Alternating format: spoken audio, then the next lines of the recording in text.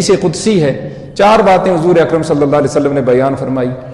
فرمایا اذا بلغ عبدی 50 سنۃ، جب میرا بندہ 50 سال کا ہو جاتا ہے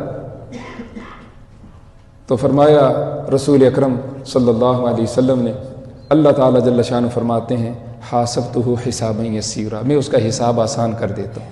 50 والے جو اس مجلس میں موجود ہیں مسلمان، اللہ اپنے فضل و کرم سے ان کا حساب آسان فرما دیں. فرزدق اسلامی شاعر گزرا ہے، فوت ہو گیا. کسی نے پوچھا کیا معاملہ ہوا؟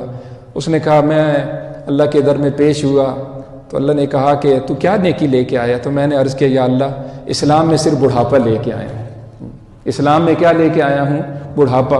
تو اللہ نے میرے بڑھاپے کی، ان سفید بالوں کی قدر فرمائی اور اللہ نے میری بخشش و مغفرت فرما دی.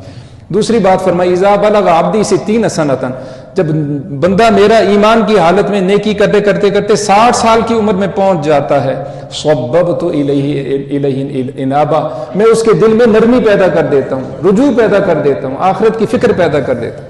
تیسری بات فرمائی حضور اکرم صلی اللہ علیہ وسلم نے حدیث قدسی کی، اللہ فرماتے ہیں اذا بلغ عبدی، جب بندہ میرا پہنچ جاتا ہے 70 سنۃ احبہ اللہ واہل السماوات، فرمایا کہ اس سے آسمان والے فرشتے بھی پیار کرتے ہیں اور حق تعالیٰ جل شانہ بھی اس سے محبت کرتے ہیں.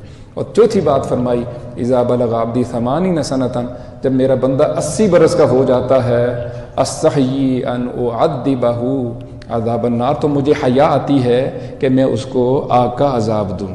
اللہ فرماتے ہیں 80 برس اس نے اسلام میں گزارے، نیکی میں گزارے، غلطیاں اس کی ہوں گی لیکن مجھے حیا آتی ہے. اور فرماتے ہیں کہ اللہ فرماتے ہیں، حدیث قدسی ہے، اللہ فرشتوں سے فرماتے ہیں کتبت حسناتہ والغیت سیئاتہ، اس کی صرف نیکیاں لکھو. اگر اس کے قصور ہو نا، قصوروں کو نہیں لکھنا.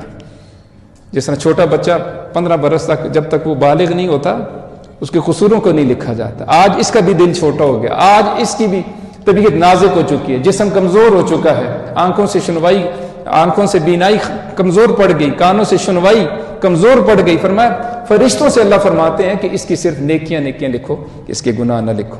تو واللہ سریع الحساب، اللہ بہت جلد حساب کرنے والے ہیں. اللہ یہ ساری کیفیات، یہ فضیلتیں مجھے آپ کو، ساری امت کے مسلمانوں کو نصیب فرما دے. اگلی